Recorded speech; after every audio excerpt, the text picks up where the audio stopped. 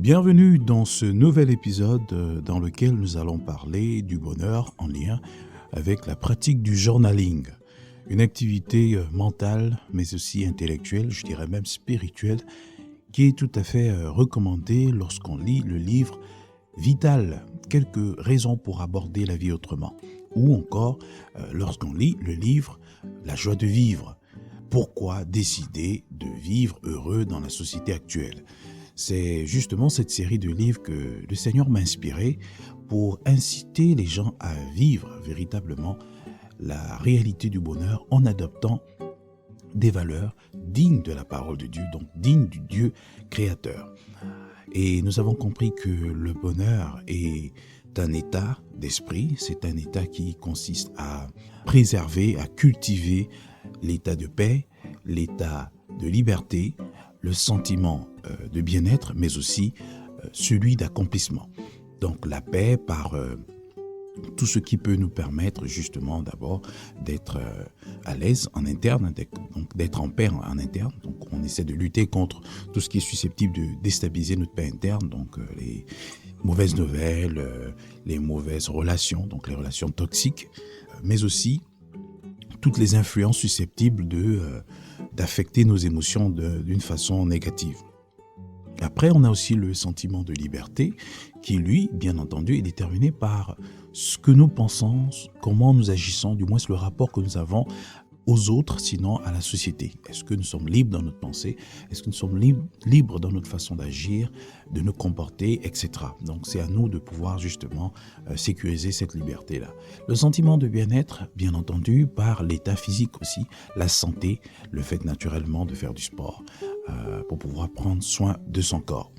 Et enfin, le sentiment d'accomplissement qui, lui, est déterminé par l'atteinte des objectifs, la réalisation des projets que nous développons dans le temps et qui, justement, nous permettent d'affecter positivement la société. Parce que nous sommes aussi des acteurs de développement, qu'on le veuille ou pas. C'est dans cela, d'ailleurs, que j'ai écrit le livre « Exprime ta passion et suscite des vocations » il y a de cela quelques années, pour inciter la jeunesse, pour inciter tout le monde à pouvoir entreprendre des initiatives de développement. Vous voyez, ce lapsus d'ailleurs n'est pas pour rien parce qu'il rime avec la thématique du jour. Donc ça, c'était juste une introduction. Alors, on parle du journaling. En quoi est-ce que le journaling peut contribuer à cultiver la réalité du bonheur dans nos vies? Vous vous souvenez, je précise toujours que Vital incite à la pratique du journaling, notamment à travers les questions qui sont posées à la fin de chaque chapitre. Je me souviens qu'une lectrice disait que vous pouvez lire Vital à côté avoir un petit cahier dans lequel vous allez répondre à ces questions ou mener certaines réflexions. Et je suis 200% d'accord avec cette lectrice parce que effectivement, c'est ce qui a constitué ou qui continue de constituer, d'accord, mon état, ma mentalité, ma façon de voir les choses. Parce que l'écrit est sacré. Vous savez, l'écriture est sacrée. Dieu demande à Habakkuk d'écrire la vision. Et la Bible nous dit aussi dans Jean, le dernier chapitre, que Jésus a fait encore beaucoup d'autres choses. Que si il fallait les écrire dans un livre, le monde ne pourrait pas contenir les livres qu'on écrirait. Juste pour dire un peu la puissance de l'écrit. Aujourd'hui, nous lisons la Bible et d'ailleurs, lors d'une méditation matinale, je me suis rendu compte que la Bible non seulement est un ensemble de livres, de 66 livres, mais lorsqu'on lit les évangiles, on se rend compte qu'en fait, la plupart des disciples ou les auteurs des évangiles et d'ailleurs de tous les autres livres de la Bible sont des biographes en fait. Pour certains, ce sont des autobiographes et pour d'autres, ce sont des biographes. C'est des personnes qui écrivent la biographie de Jésus. Parce que la Bible est faite de différents genres littéraires. On a la poésie, on a du récit, on a tout ce qui peut renvoyer vraiment à la littérature en elle-même, en fait, vous voyez. Et tout ça, on a aussi justement des livres historiques, c'est le récit, des livres de sagesse. Bref, la Bible est conçue de façon à vraiment toucher toute la sensibilité humaine. C'est-à-dire que la Bible est conçue de façon à vraiment ne pas nous rendre indifférents après la lecture. Et ce, naturellement, lorsqu'on se dispose favorablement à cela, lorsque spirituellement on est ouvert à l'idée de recevoir de Dieu, Dieu va forcément nous parler. C'est la raison pour laquelle la Bible nous dit que sa parole ne revient pas à lui sans avoir accompli ce pourquoi elle était envoyée. Je ne sais pas comment l'Esprit me conduit à travers cet épisode, mais juste nous dire que l'écrit est sacré. Paul, lorsqu'il s'adressait à Timothée, il demandait même à Timothée de lui rapporter des livres qu'il avait laissés à Troas, comme pour dire que Paul était habitué à lire, à la culture de la lecture. Et c'est en cela qu'aujourd'hui, je nous incite. Je fais d'ailleurs ce travail depuis de nombreuses années, mais de façon générale, à travers cet épisode, je nous incite encore à l'idée de la lecture. Et une personne qui lit, c'est une personne qui prend des notes. C'est une personne qui, littéralement, écrit. Donc, on ne peut pas lire sans écrire. Tout comme on ne peut pas écrire sans lire. Donc, on a besoin de cette activité mentale qui nous permet d'inscrire tout ce qui nous a marqué, tout ce qui nous marque de toute façon dans la vie, que ce soit au présent, que ce soit au passé, depuis ce que nous avons vécu les années antérieures, ou encore ce que nous avons comme projection pour l'avenir. Toutes ces choses sont dignes d'être inscrites dans un cahier quelque part, ou dans ce qu'on appelle un journal. Et c'est une pratique qui est tout à fait légitime, mais aussi salutaire, parce que le cerveau de l'être humain est limité. Rien ne vous garantit que les idées, l'inspiration que vous recevez aujourd'hui sera la même. D'ailleurs, à l'instant où je vous parle, l'inspiration que vous recevez tout de suite là n'aura pas la même puissance, la même force, la même dose d'onction dans les secondes qui suivront, dans les minutes qui suivront, si et seulement si vous laissez distraire par les sources d'influence autour de nous, que ce soit les réseaux sociaux, que ce soit les appels des amis, que ce soit des conversations. Donc, toutes ces choses ont le potentiel de faire fuir en tout cas ce que Dieu vous inspire, parce que l'inspiration vient de Dieu. Ça me fait aussi penser justement à l'eau, et ça c'est la réalité du temps, j'aborderai cet épisode-là. Rien ne vous garantit que la qualité de l'eau que vous voyez passer dans une rivière à l'instant T sera la même que celle qui passera dans les minutes qui suivront. C'est en cela que nous devons saisir. C'est en cela que nous devons saisir les idées, les pensées que nous recevons de Dieu, parce qu'elles ont un potentiel de transformer non seulement nos vies, mais la vie aussi des personnes autour de vous. Je ne vais pas aller très loin. J'ai été inspiré à mettre en œuvre ce projet, La Joie de vivre avec les 3 livres. Et si aujourd'hui vous êtes édifié à travers des épisodes de Vital, mais aussi de livres, mais c'est tout simplement parce que j'ai décidé d'obéir à la voix de Dieu. Et quelque part, la Bible nous dit que l'obéissance vaut mieux que le sacrifice. Donc c'est vraiment une fois de plus à nous inciter. Cet épisode vraiment consiste à vraiment nous inciter à dire que saisissons les pensées, les idées que nous recevons de Dieu. Valorisons-les. Et la meilleure façon de les valoriser, c'est d'abord, en commençant par le commencement, écrivons-les. Ayons le réflexe de prendre un journal pour écrire tous les projets que Dieu nous met à cœur, pour essayer de ressasser tout ce que nous avons vécu comme expérience, parce que la sagesse, elle naît de l'apprentissage que l'on développe des expériences que nous accumulons dans le temps. Toutes les expériences que nous développons dans le temps constituent la matière vraiment que le Seigneur va utiliser pour faire de nous des personnes sages, des personnes avisées.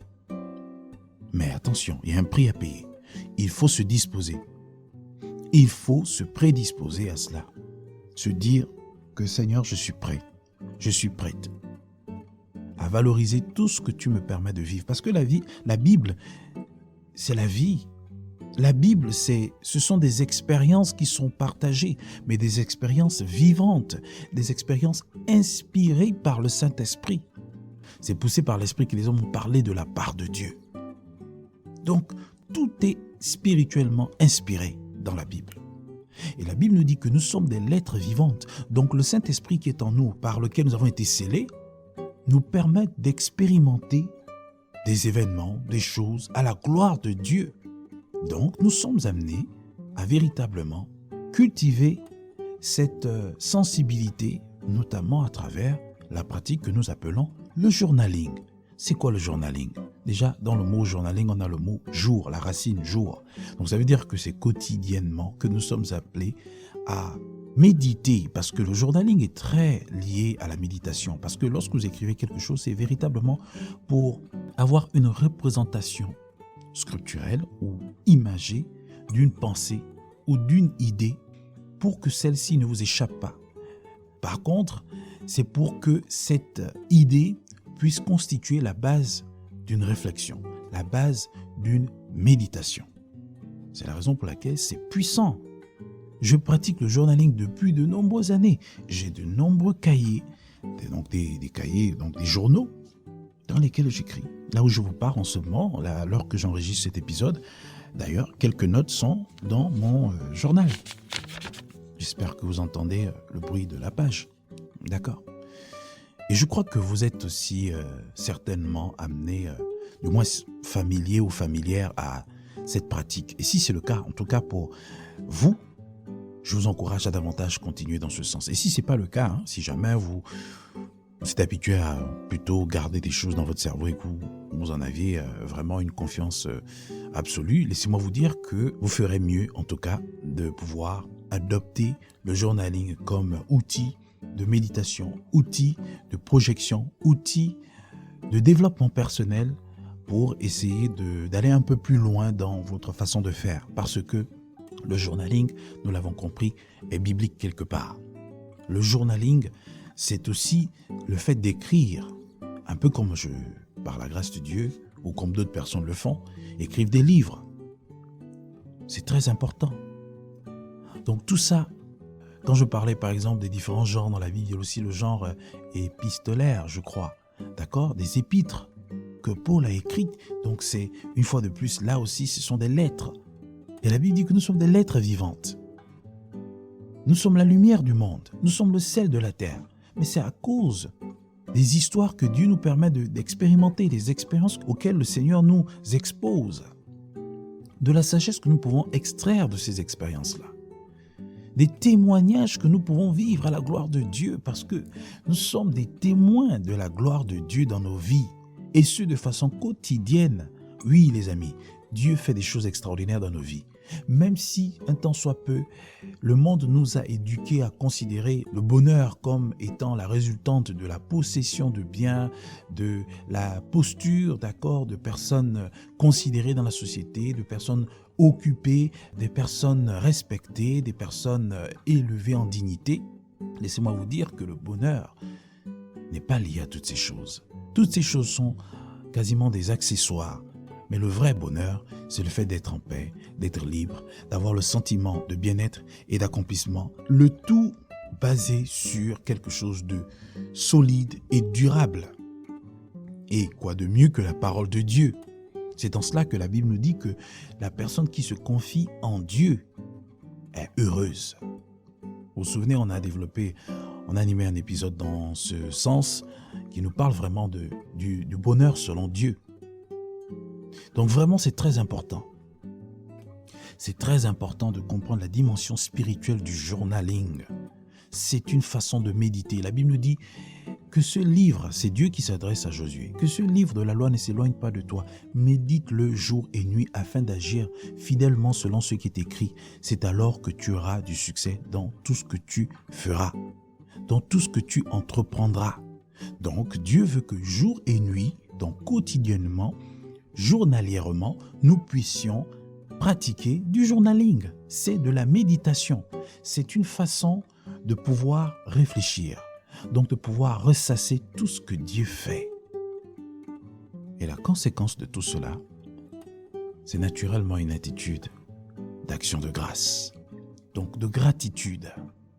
C'est une attitude qui nous conduit à dire merci à Dieu, parce que le Saint-Esprit va nous rendre attentifs à ces choses subtiles que Dieu fait devant nous, sous nos yeux, qui peuvent sembler inutiles, inaperçues, en tout cas, qui peuvent paraître sans importance aux yeux des personnes ordinaires.